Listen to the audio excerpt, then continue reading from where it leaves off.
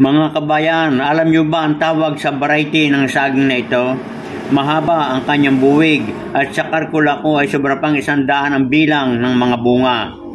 Ang tawag sa saging na ito, mga kabayan, ay bungulan. At itong bungulan, mga kabayan, ay mayroong dalawang klase. Ang isa ay ito na tulad na nakikita ninyo, mataas ang puno. At ang isa namang variety ay mababa ang puno at ang bunga ay halos sumayad sa lupa.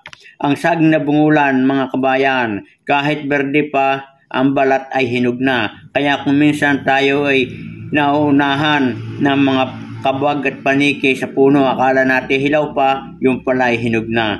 Ang saging na ito ay madaling alagaan, mabilis dumami at magandang itanim at hindi kalugi sa haba ng kanyang buwig. Good luck and good health. Ingat kayo palagi.